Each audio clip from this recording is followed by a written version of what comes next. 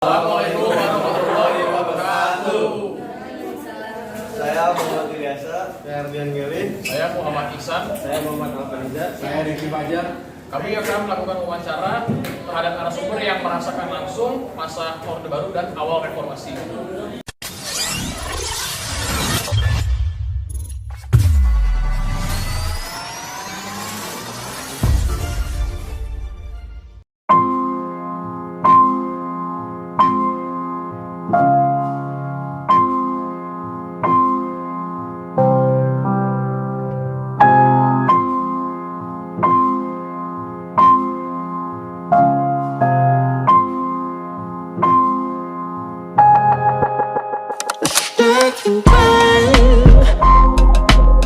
Assalamualaikum warahmatullahi wabarakatuh. Saya Muhammad Ihsan dari kelas 12 MIPA 3. Saya akan melakukan wawancara mengenai masa Orde Baru dan Reformasi. Saat ini saya sedang bersama salah satu narasumber yang hidup dan merasakan langsung era Orde Baru dan Reformasi. Dengan Bapak siapa? Bapak Santosa. Baik, Bapak Santosa. Di sini ada 7 pertanyaan. 7 pertanyaan tersebut berkaitan dengan masa Orde Baru dan Reformasi. Dan ini adalah pertanyaan yang pertama, Pak. Apakah Bapak selama hidup di era Orde Baru merasakan kesulitan, khususnya di bidang ekonomi, Pak? Baik, terima kasih. Untuk Orde Baru pada intinya suasana pemerintahan waktu itu bisa kondusif, dari segi kondusif ya. Tetapi di dalam pemerintahan Orde Baru ini mungkin banyak hal-hal juga yang kekurangannya, yaitu mungkin ketidaktransparansinya, kemudian waktu itu memang juga sulit untuk cari kerja. Kemudian juga kalau harga-harga saya kira stabil ya dibanding sekarang, karena juga kurs mata uang sekarang ini kan juga memang sangat dilematis. Menurut pendapat Bapak sendiri, mengapa Orde Baru itu bisa berkuasa sangat lama di Indonesia, Pak? Ya, gampang jawabannya. Yang pertama, dulu pemerintahan Pak Harto yang berkuasa di hampir 30-an sekian tahun, beliau selalu pintar mendekati rakyat satu. Memang ya jujur saya katakan sebagai saya generasi lama sebenarnya yang melihat situasi di zaman itu dari sisi positifnya. Sisi positifnya Pak Harto itu memang bisa mengendalikan, pertama dari militer, yang kedua juga anggota parlemen. Maka waktu itu Golkar menjadikan single majority. Nah, single majority itu kalau semua bisa menjadikan Golkar menyatu. Zaman itu PDIP, P3 kan cuma 3 partai kira-kira gitu. Sehingga bisa dikuasai lah. Nah, ketika dikuasai di anggota parlemen untuk menjadikan kebijakan-kebijakan yang diberikan Pak Harto, tidak ada halangan. Baik, Pak. Selanjutnya, peristiwa apa yang paling Bapak ingat dari masa Orde Baru, Pak? Saya mengingat betul, ini ada dua sisi ya. Sisi positifnya adalah ketika itu Pak Harto mau datang ke tempat-tempat para petani. Luar biasa, saya mengagumi. Harusnya presiden seperti itu juga harus kita hormati ya. Jadi kalau saya nggak setuju kalau Pak Harto dijadikan misalnya tersangka masalah ini dan sebagainya, kemudian ini tidak setuju. Karena apa? Presiden-presiden setelah penggantinya pun juga nggak bisa lebih baik gitu loh.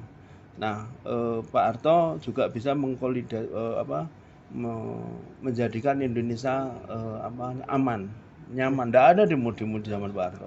Stabil gitu ya, Stabil, Pak? betul stabil. Terus harga-harga juga mulai tidak terlalu ya imbang lah. Kenaikannya itu paling ya Rp1, Rp2 gitu loh.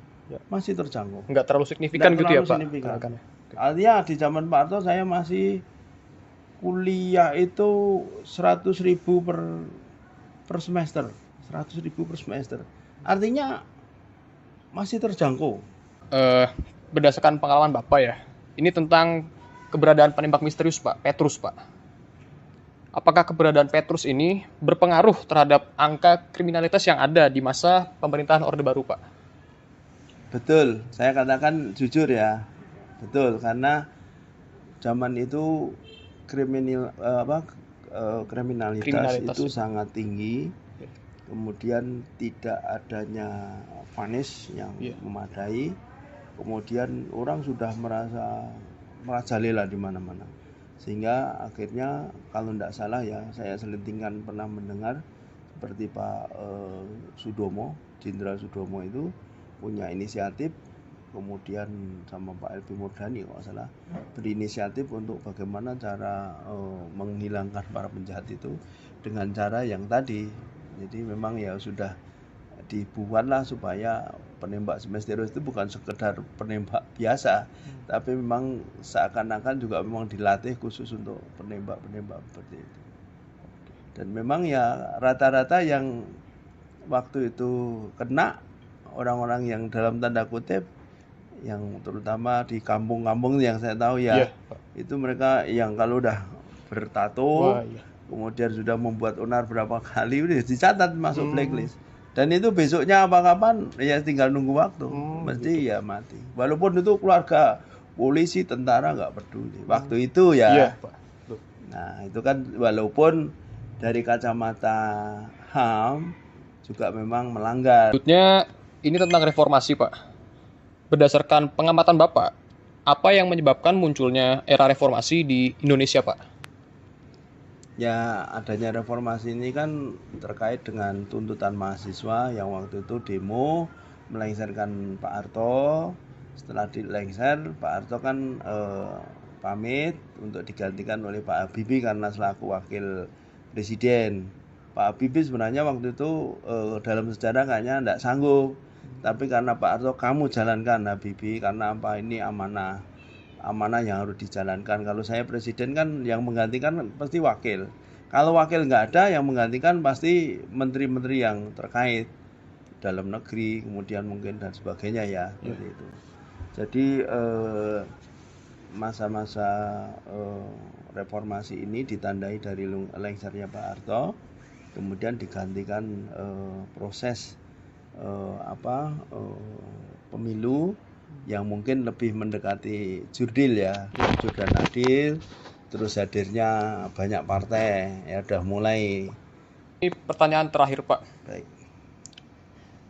Bagaimana kondisi kehidupan masyarakat Indonesia di awal era reformasi, Pak?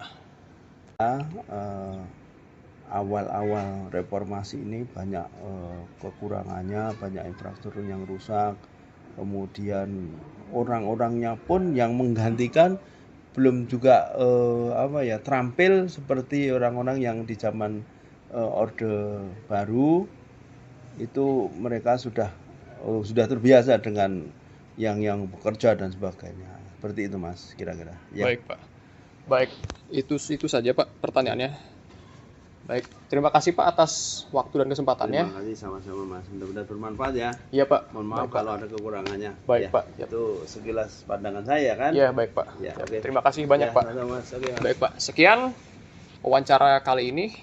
Lebih kurangnya mohon maaf. Wassalamualaikum warahmatullahi wabarakatuh. Waalaikumsalam.